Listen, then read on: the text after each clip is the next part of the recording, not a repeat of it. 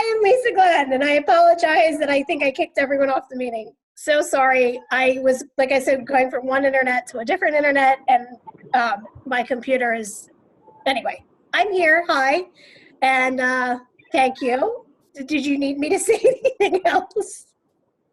No, Lisa's my assistant, and she is the person that you will connect with first if you reach out to our office. Or most of the time, if you're getting a parent email from me, Lisa sends that. So a lot of times the responses will go to Lisa. So I just want to make sure that you had a face with a name and you knew who that person was. So thank you, Lisa. Dr. Williamson, will you please introduce yourself? Hi, sorry about that. I inadvertently logged off. I love these Zoom meetings. I'm sure everybody does. I'm Dr. Williamson. I'm the college physician. I'm also the director of the Gable Health Center. So it's a pleasure to be on here with all of you, and I hope we can answer some questions for you today. Thank you, Dr. Williamson. And Dr. Hershberger, if you could please introduce yourself.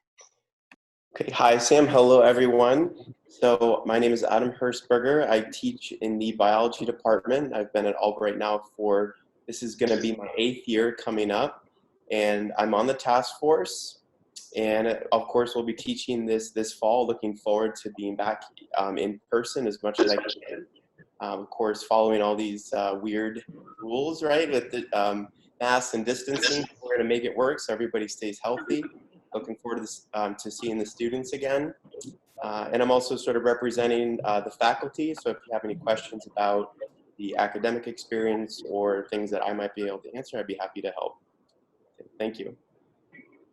Thank you so much. Becky or Lisa, do we have, I'm not seeing anyone else from the task force on the call. Am I missing anyone?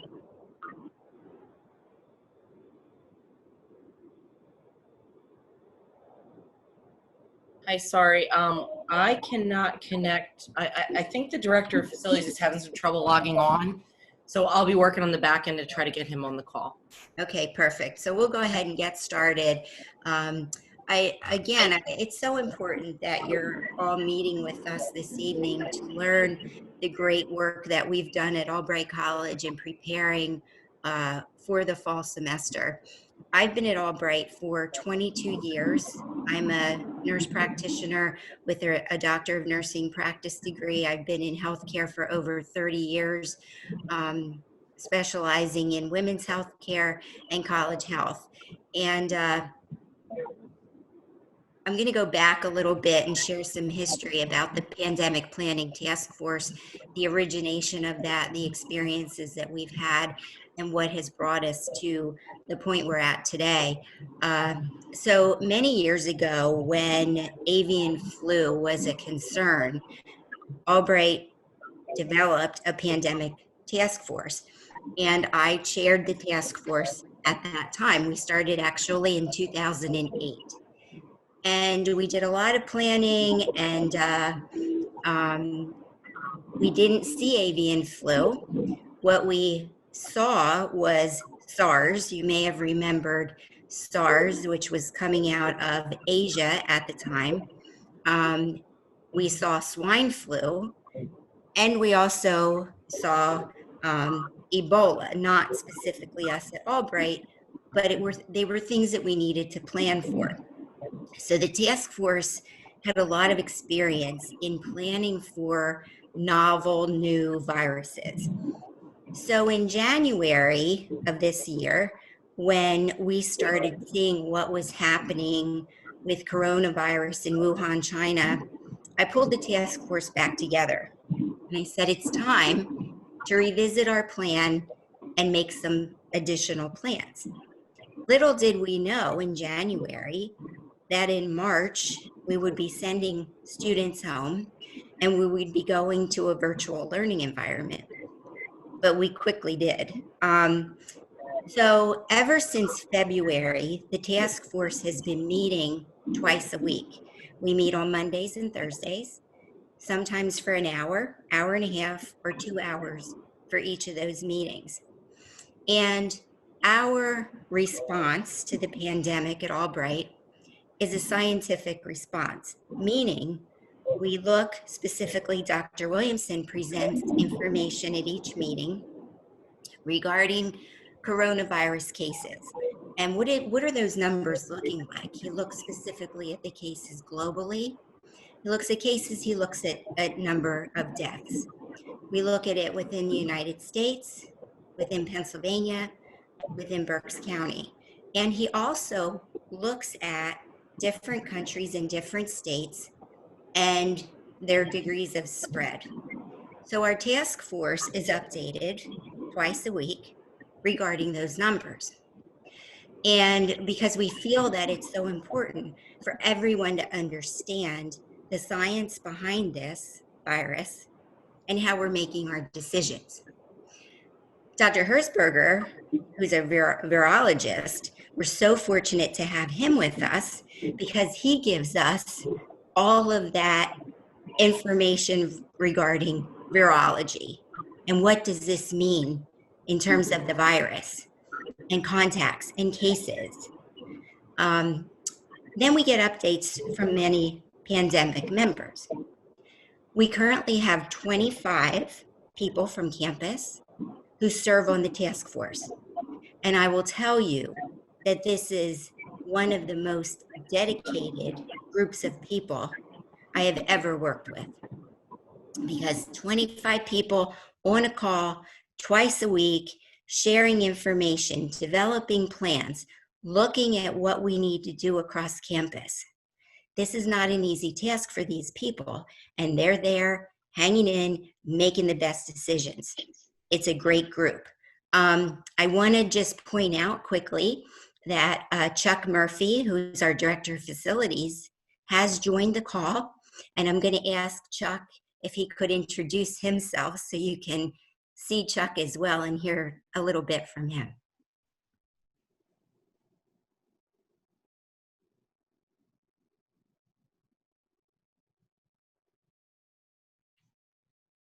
Chuck, I think you're muted. I was, and as I was going to unmute, I had a call coming in. Hello, everybody. I'm Chuck Murphy. I'm the Director of Operations and Facilities. I've been on the committee since day one and look forward to serving in whatever capacity and wherever I can help along with my department. I lead the department of all the maintenance, the grounds, and the custodial staff. So we're throughout campus. We're doing everything we can to ensure safety and the health is there, and I believe it is. It's good to meet y'all.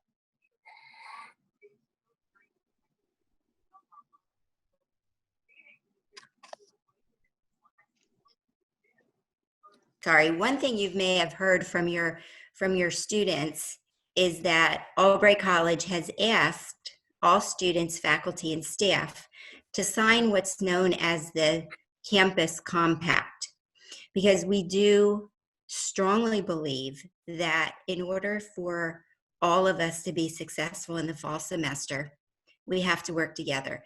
What we need to do on campus is up to all of us. It's up to our students, it's up to our faculty, it's up to our staff.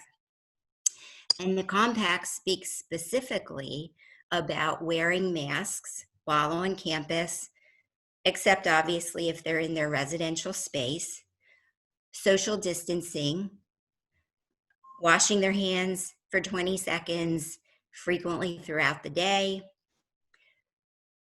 checking symptoms and checking their own temperature.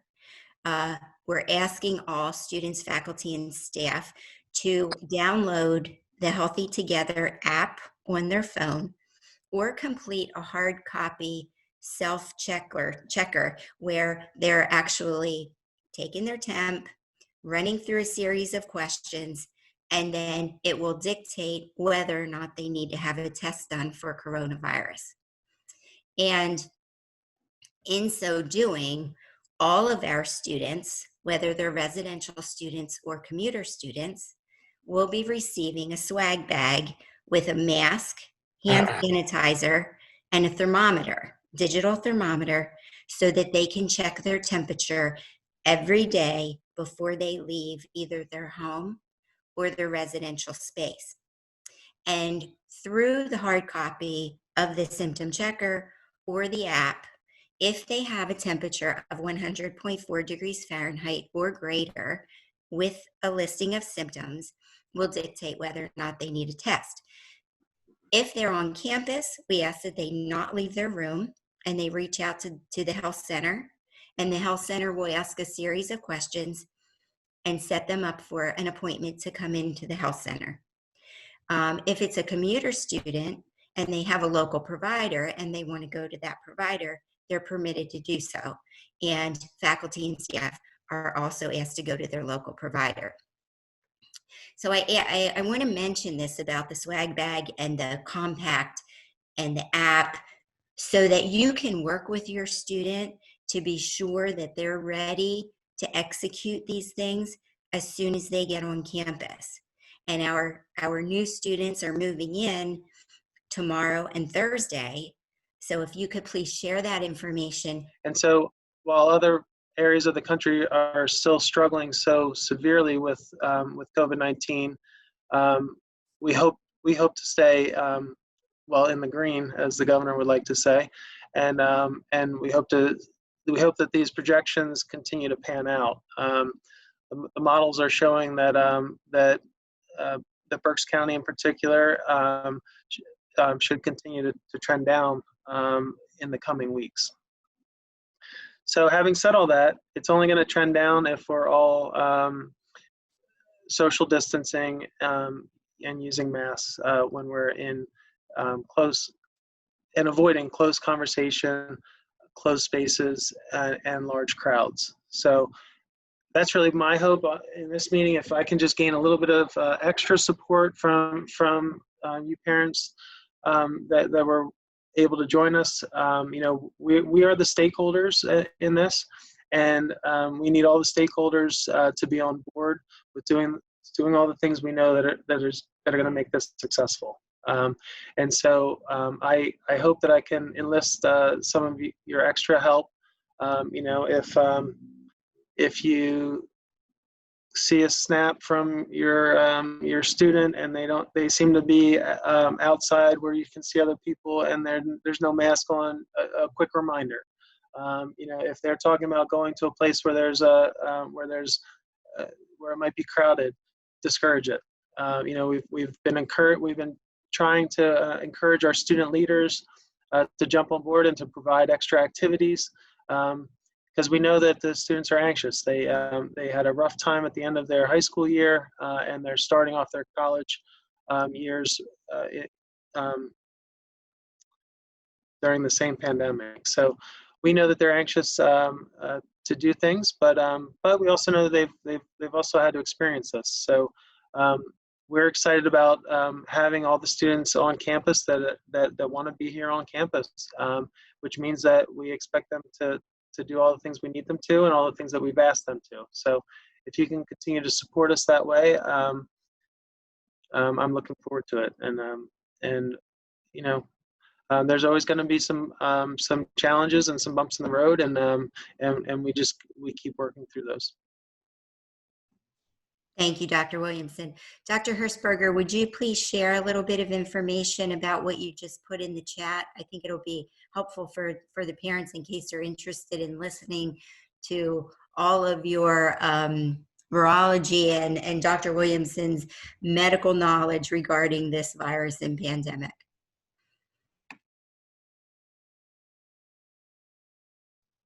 Yeah, so Dr. Williamson and I, as sort of a public service to the campus, our provost and dean for academic affairs, Karen Campbell, asked Josh and I to put together, you know, like a series of sort of informational videos for the campus. And so I just wanted to put that in the show or in the chat link there. You know, it's basically just background information on the medical aspects and on the actual virus aspects of the disease. It's just meant to be an informational piece for the campus and for everybody, and you know, I guess anybody that's interested in learning a little bit more about it. So we don't discuss too much about the campus and the college's response. You know, that's more for the email correspondence and all the messaging that goes out. This is just purely a conversation about the virus itself and the disease, just for more information. Okay, thanks. Great, thank you. And just to let all of you know that back in May, Dr. Hershberger, Dr. Williamson, and I were asked to present to the athletic trainers for the Middle Atlantic Conference. And it was quite the honor for our team to present to those trainers. And because of that, Albright College has been known as the leader when those athletic trainers need to get additional information. So they continuously reach out to our head athletic trainer, Rick Parch, and also reach out to myself to get protocol information. So that's a really important point that I think you all need to be aware of. As a result of that, I too was asked to sit on the advisory council for the Middle Atlantic Conference. I'm the healthcare provider that sits on that advisory panel, which too was a great honor and speaks again to the great work of our task force and the great work that our experts have done. I spoke a little bit about the different novel viruses that we worked with over the years. And with swine flu specifically, we instituted quarantine and isolation procedures. When we had swine, we actually had 13 cases on campus. Several students went home, but we had some students who, for whatever reason, because of travel limitations, could not go home and were placed in an isolation situation on campus. At that time with swine flu, isolation was for a period of 7 days. And the students received meals 3 times a day. They had snacks in their special space. They had health center people coming in to check on them twice a day. And the students loved this space so much because they were so well taken care of and had all this great food and snacks and had everything at their fingertips, that when it was day 7 and we would say, okay, you're good, time to go back to your residence hall and back to class, they didn't want to go. So I said, we did a great job with this. That is actually what has preempted our isolation and quarantine procedures that we've put into place for coronavirus as well. So I say that simply because we do have testing capabilities on campus. So if a student is determined to need to have a test done, Dr. Williamson and his team will do the test. Between now and the beginning of September, the test will be done and sent out to a local lab. In the beginning of September, we will have our own test machine on campus, which is super. We can't even tell you how excited we are about this. I thought Dr. Williamson and I were going to jump up and down for joy when we had the meeting with the rep and found out we could get this machine. Because in essence, it tells us within 5 to 10 minutes whether or not the test is positive or negative. So you can make decisions that much more quickly in regard to a positive test. And we have mechanisms set up should there need to be contact tracing. So a case is, if a person has the virus, is a case. A contact is someone who's been in contact, no pun intended, with the case. So we have protocols set forward that if we do have a positive case on campus, we can reach out and do the contact tracing. Now, I've been known to be able to talk for hours on end about things, and I could talk for a long time on this as well. But what's most important is that you get your questions answered tonight. So I'm going to stop talking, and I'm going to ask now for all of you to ask us questions. And if there are no questions, I'll just keep talking. Okay. So there, Becky, can you read it? I can see a portion of the question. Sure. How is it communicated to Albright community if and when someone on campus contracts COVID? So we have to remember that this is regulated by HIPAA, okay, which is the confidentiality in terms of patient medical records. So if there's a positive case, the procedure that's in place is the Pennsylvania Department of Health is notified of a positive case. They then contact the agency in Berks County who is set up to do the contact tracing for the campus. And then the contact tracing is done based upon the known contacts within CDC regulations of that person. So we will have a dashboard that Dr. Williamson's working on developing with our digital strategies and infrastructure team and our communications team, where we will have information just about testing and positives or negatives, but will not have specific patient-related information, obviously, because of the confidential nature. So those people who need to know will know about the contacts, but we will not be making a broad statement regarding that because of HIPAA. It would be a HIPAA violation. Dr. Williamson.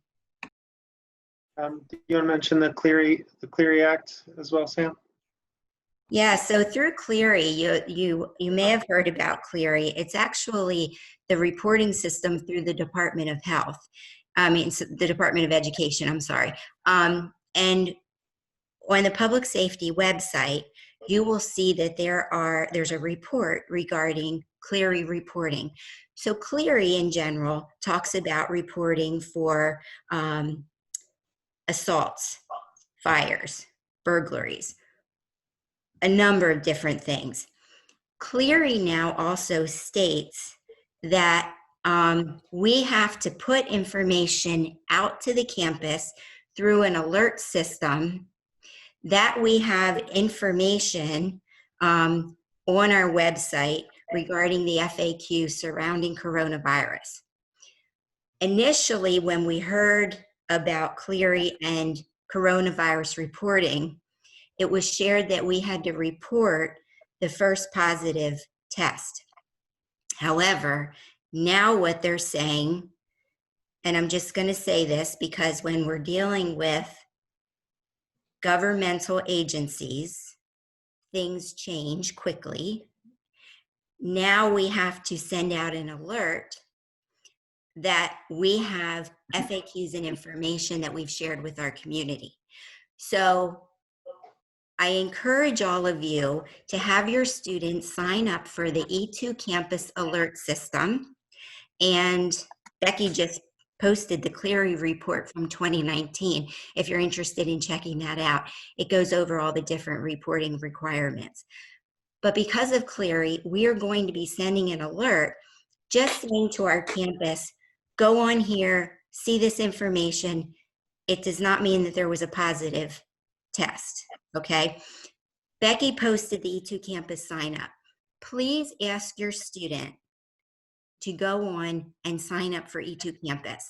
E2 Campus is our alert system for the college, and then they will get an email or get a text regarding very important information. Okay, Beck, do we have another question?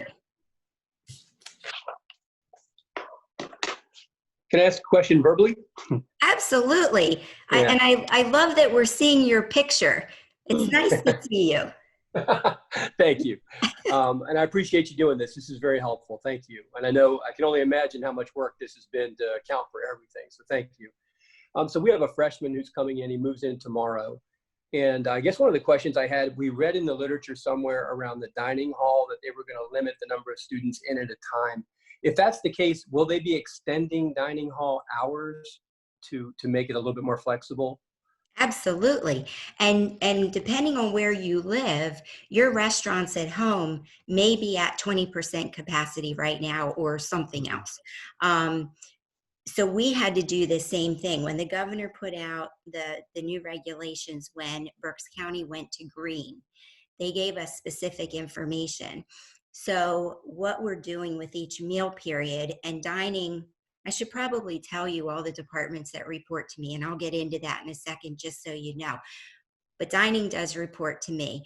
And instead of having a capacity of over 700 people in the dining hall at one time, we've had to limit to a little over 300, which is a significant difference when you're talking about us having about 1,057 students on campus for this fall semester. So hours have been extended greatly. Please ask your student to not wait to go into the dining hall a half an hour before they close, right? Tell them there's long hours. And Becky, again, let me just say to you that my acting dean of students, Becky Aki and Lisa Glenn, are on it. The minute I say something, you may be noticing it's in the chat. They post it. So you can go on and check out the dining website. Right now, we have our resident assistants on campus, and we have our peer orientation leaders, our POP students on campus. When they go into the dining hall, they're actually circles on the floor for the social distancing. They've set up the entire dining hall differently so that there's not a buffet style. Students are being served. You know, if they go up and they say, you know, whatever, I'm going to say chicken nuggets because I know how well they go over in the dining hall.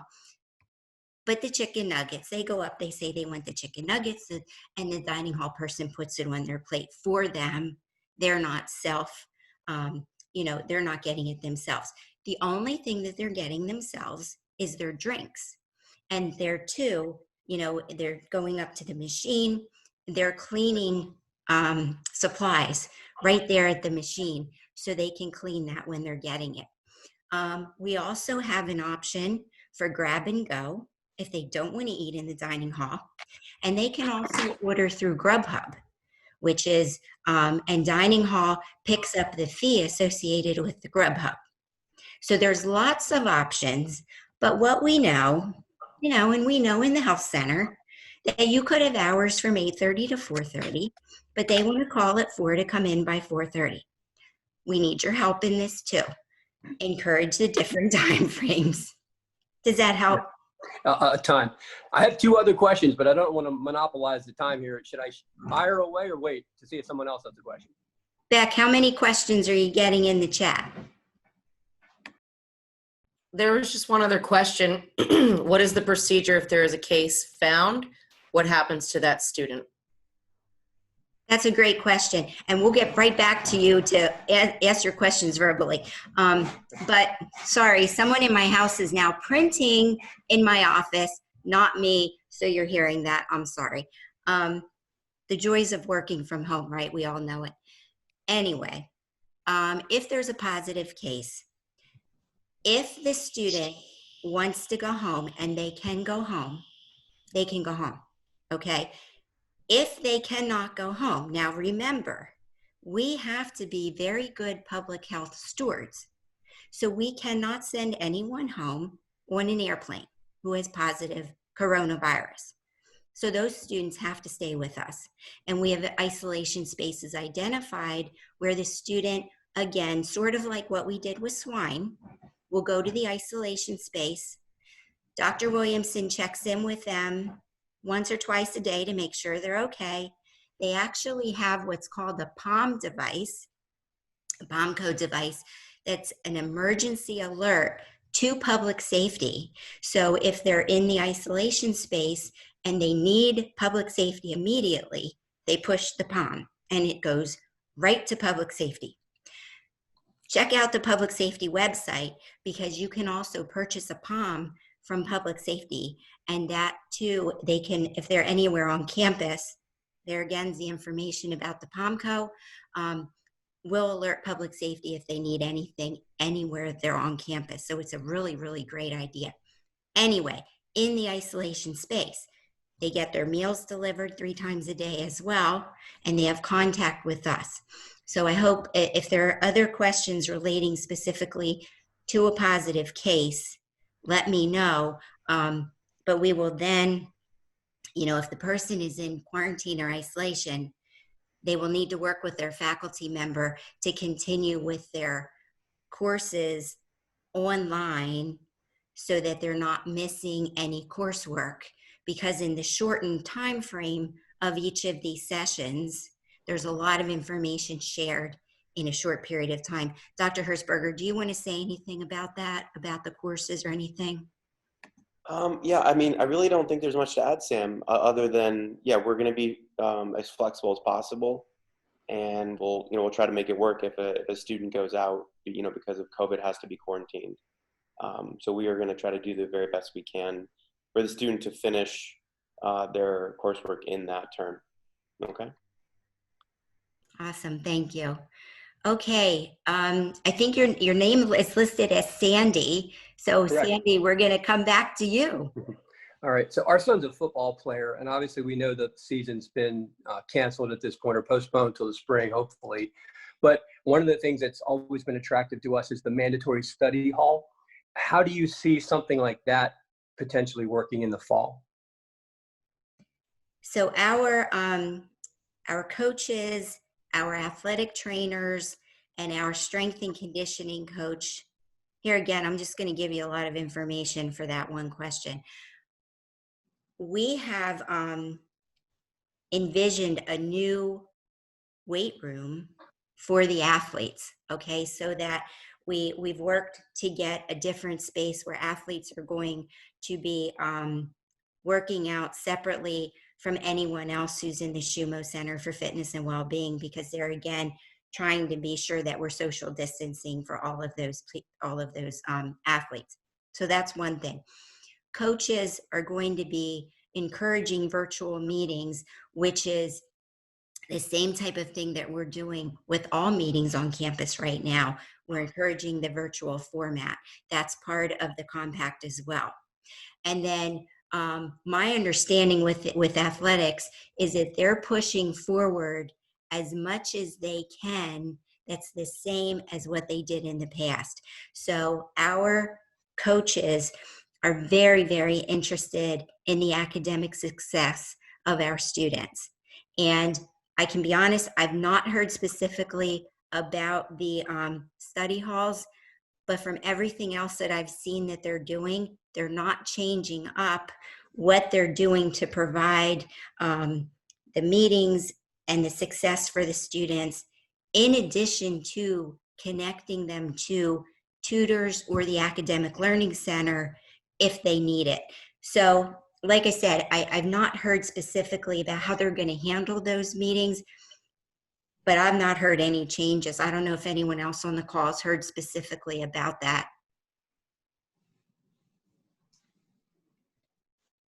I'm thinking no, but honestly, Sandy, I wouldn't worry about it.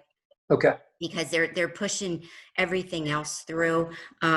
Becky put John Marska, the head football coach's email in the chat if you want to reach out to him too and ask specifically about that question. Okay. And I believe you had another one. Just one more, and then I'll be quiet.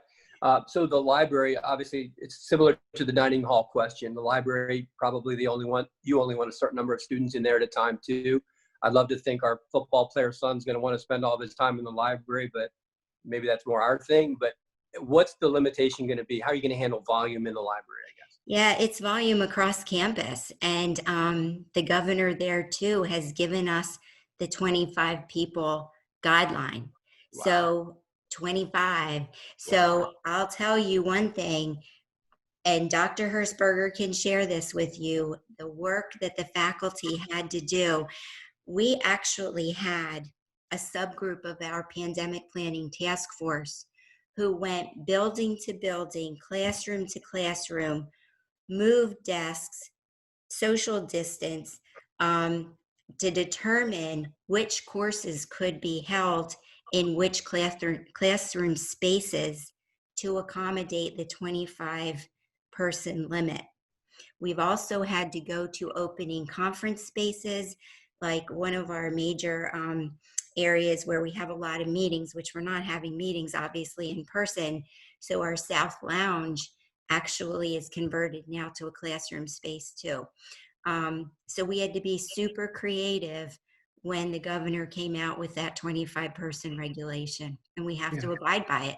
And Dr. Hirschberger, any other thoughts on that from the faculty perspective? I mean, not really, no, because it's so specific to each like individual class, right? But you know, when they ask for schedules from each department, you know, we produce those schedules, and it just so happened to kind of naturally fall out that some professors are doing more all online. That's about a third. About a third decide to do kind of like a hybrid model where they would do like half in person, half online, and then like myself, because I teach in biology, and of course, biology, it's really hard to do biology online. And you know, especially for the lab component, you know, learning lab skills like pipetting and you know, dissecting the fetal pig in Bio 101, like all those things. So, so like a lot of courses in the sciences are at least hybrid or all in person. So anyway, yeah, so it's very individualized depending on the professor, but most of our classes are a mix, about a third online only, about a third hybrid, about a third in person. And what the registrar's office is doing is, you know, those courses that need a room, need a physical meeting space, they're going through and they're working very hard to try to match the enrollment in each course to a room that can properly house that course. And I think they're pretty much almost done at this point. I've had room assignments for my courses. And you know, so that's kind of like the last minute rush that's going on right now. Okay. Thank you very much. Thank you. Yeah, thank you.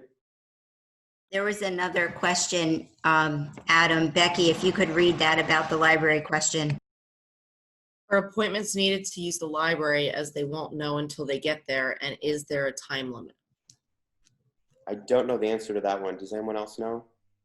What we're doing, what I've heard is that the faculty are directing the library staff to pull resources like they did in early spring for the students. So, and then there are additional study spaces around campus so that students, I'm sorry, there's printing going on again.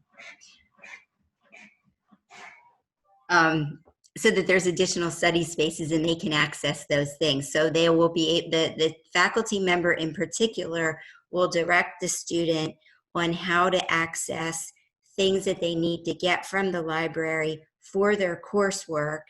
Library staff will pull that for those particular courses, and then students can access it. And a lot of things have been done for online work. So we've encouraged students to utilize the alternative study spaces, which include spaces in the residence halls as well, so that we don't have that issue with capacity in some of those other bigger, you know, different spaces. And I just would add, I've been, we have been recommending to the faculty to try to reduce group work, for example, this particular term, to try to minimize a little bit, you know, sort of asking students to come together to, whether it's a presentation or something else, you know, so maybe one other person, like a partner type situation, but we're encouraging a lot more like sort of individualized work in the fall, but trying to avoid groups of like 4, 5, 6 for like a team project when at all possible, just to try to minimize this, you know, the meeting of students. So, and office hours, you know, for meeting students, we can meet like in a classroom that happens to be empty. We can meet outside and things like that, or via Zoom. So we're going to go out of our way to try to make sure that we can hold office hours and meet with students as much as possible. But we are going to try to avoid meeting students in our offices because they, you know, they tend to be small confined spaces, but that's not going to stop us from actually helping the students.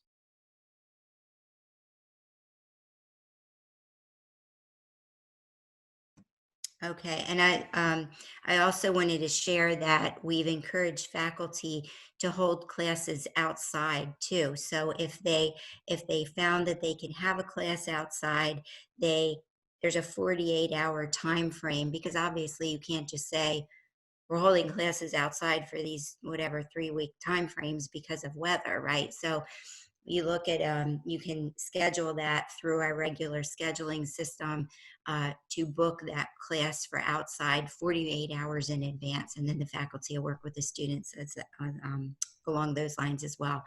Becky, next question, please. My kid is an athlete. And they like to swim for exercise. Is the 25 max rule for students that want to use the swimming facility for exercising? So we have very specific protocols for the Shumo Center for Fitness and Wellbeing, as well as the pool. And Becky, if you could put that information in the chat as well, because with the pool, there's a certain number of people that can be in each lane in a particular period of time. So there are restrictions placed on that.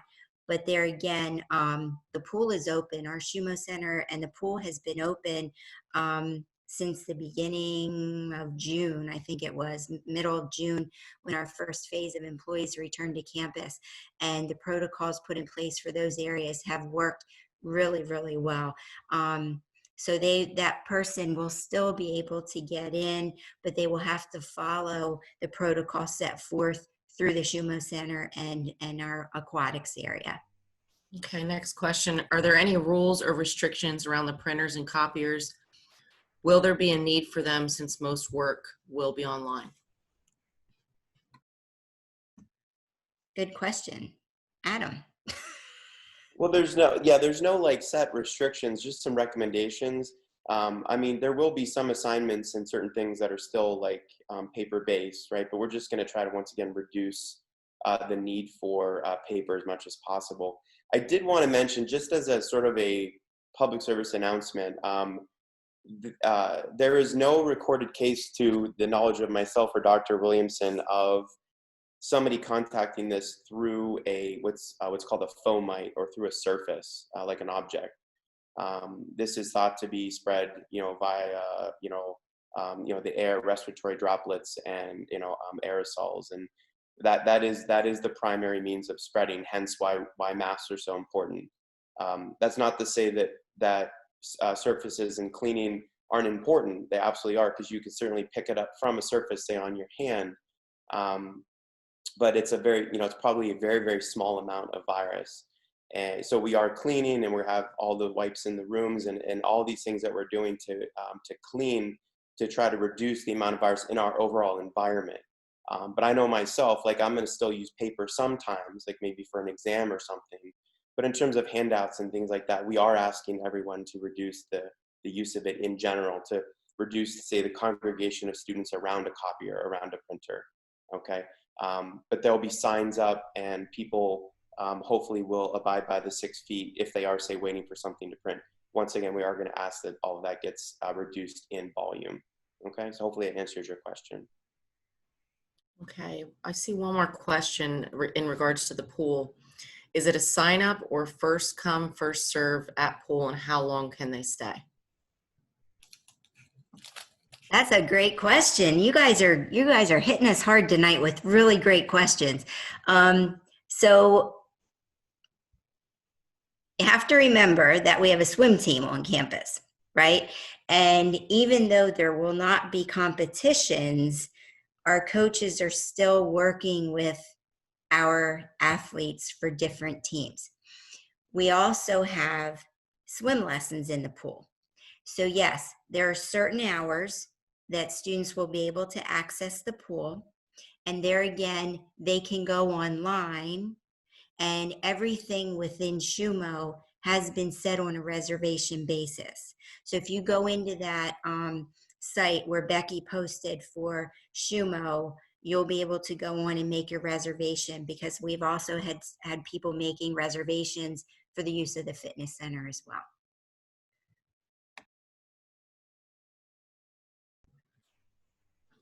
Sam, I don't see any more questions. Does anybody else have any other questions before our time runs out?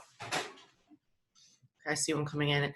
Is the library building construction work done? It is not. We still, the library is still under that. Well, let me just say that all the construction projects on campus were pushed off because of COVID, right? Because contractors couldn't come to campus. We had a residence hall that we had under construction as well, and we had to push that off until the middle of May to resume construction of that building because of what the governor put into place. So that too precluded the construction of the library. So what happened because of that, the resources that the faculty needed from the library were actually moved to our Center for Computing and Mathematics. So no, construction on the library is not done, but we have the alternative space, the CCM, where things that faculty members have requested have been moved, and that's how students access those things.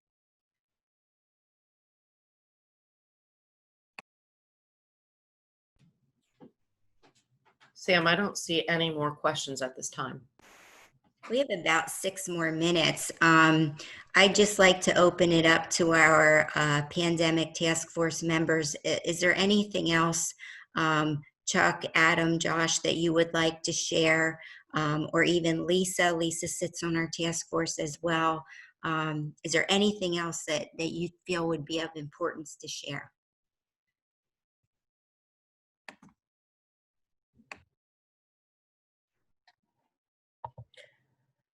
I'll just share that, and look, Dr. Williamson, I'm not the best lighting again. Sorry. I had to move. Being on the pandemic task force, we did invite 2 students to the task force. So we do have student representation, and they've been able to share concerns and thoughts throughout the summer. So I thought that was something to note. They've been a pretty valued resource. And so I thought that might be something interesting for you guys to know. We do have student representation. And they have also gone on to form their own student pandemic advisory board. So there are currently 6 students on that board, and their main mission is to provide information educationally, as well as promote the mission of keeping the campus safe and healthy. So they are going to be recruiting students. So we're going to try to get the word out very soon that they're looking for additional Lion liaisons. So they've been great, and it's always really great to run that peer-to-peer model, because I have 2 daughters myself, and they are at 18 and almost 22. And I know how their brains are, and they don't like it really when mom and dad tell them things. They're very appreciative of hearing things from their own peers. So I like that model, and I think our students will too. Just thought I'd share. That's great, Lisa. Can you share the Caught Being Possum initiative as well? Yeah, so the Caught Being Possum, so little fun tidbit, Becky and I are both former teachers. So we love the positive reinforcement model, and we're working on getting some really cool swag. It's going to be things from the Albright bookstore, and we're going to be handing out prizes to the students. And if we catch them wearing their masks, doing their social distancing, they can have a chance to win some prizes and be recognized on social media. So again, it's a positive reinforcement model rather being punitive, which I think is just it's a fun way to make sure that we're all in this together and doing our part. So that's kind of the Caught Being Possum. And we are also running a social media contest right now. So we have Student Campus Life has a page on Instagram and one on Facebook. And the students have been sending in pictures of themselves wearing their Albright, like their t-shirts, and then they've got their masks on, and they're really fun and they're really into it. So they'll be entering to win a gift card to the bookstore for $50. So lots of fun stuff happening. We really want our students to be engaged and feel part of this in a positive manner. So as you mentioned, Student Campus Life, and I know there's another question in the chat, but I promised I would share with you who are these departments that fall within the Student Campus Life division, which is my division. And there are a lot of them. So hold tight, and I'll rely on Lisa, Becky, and Josh if I have forgotten anyone, but I'm going to try hard. So we have Residential Life. We have the Gable Health and Counseling Center, the Shumo Center for Fitness and Wellbeing, our athletic trainers, WXAC, the radio station, Human Resources, the dining hall, the bookstore, the Dean of Students Office, Student Accessibility and Advocacy, the chaplains, who am I forget? Oh, Department of Justice Grant, Student Employment.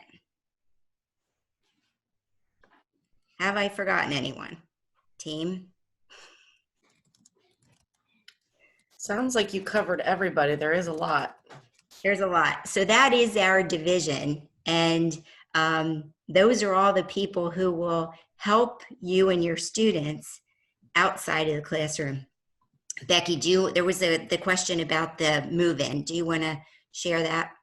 Sure. I just did post the FAQ link that's embedded in the orientation website, but the move-in day process will be in the main lot. Report to the main lot at your scheduled time that was sent via email through Res Life for your student. There's move-in times for tomorrow and Thursday. So I would encourage you to check your email for those move-in times. You come through the move-in line, you receive a series of things, including your ID card. If your student hasn't taken their photo ID, please do so, and we can have that card ready for pickup right away. If not, we'll have a station in the main lot to take the picture, and then we'll have a peer orientation leader running that ID card right to you after it's printed. From the main lot, you will be sent to your res hall, and each res hall is going to be color-coded with colored balloons. So we'll say, go to the yellow balloons, go to the black balloons.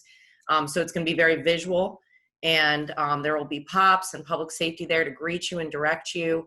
And again, I encourage you to just keep checking the orientation site. We're extremely detailed with that, and the new student checklist. We tried to include everything A to Z that you need to do before you move in. If you haven't, if your student hasn't finished the online orientation, I would encourage you to do that as well. Dr. Williamson, would you like to give a plug for health forms? I would, and then I have to jump off to another meeting. Becky has me a meeting with the students at 6 o'clock, so I need to jump off. But the students are now able to sign the meningitis waiver if they don't have proof of meningitis vaccinations. Then they need to sign the waiver. And that can be done online as of today. So that's something that we'll have. That's part of the check-in process, is to make sure that's done. So just make sure you have the proof of immunization to the health center. If not, sign the waiver. We can work through the other. We'll be able to work through the other forms in the coming weeks if anybody's missing anything. We know it's been difficult for students to get in with their primary care providers. We know that it's been difficult to get some of this information. So we've pushed things back, and we're going to be working with students to make sure that everybody has everything tucked away in the coming weeks if they weren't able to do it by the deadline of August 1st. Thank you. Thank you, and thanks, Josh and Becky. I know you have to roll off.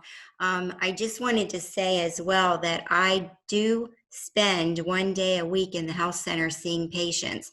So if your student says something about Dr. Wessner saw me in the health center, don't get surprised, because I may have seen them, because I can't give up patient care.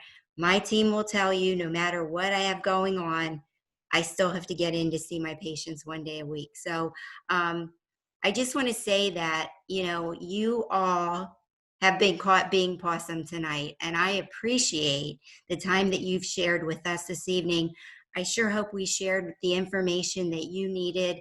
You can go on the website to the Student Campus Life Division and be able to connect with any of us through email.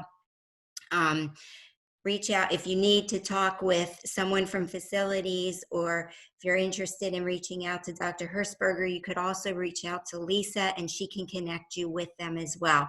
So we are looking forward to a fantastic fall semester. We're so glad that you and your students have chosen Albright College, and we hope that you are as happy that you're coming to us as we are that you're coming. So I wish you the best today and in the future. We're here for you. And thanks again for spending some time with us this evening. Take good care of yourselves.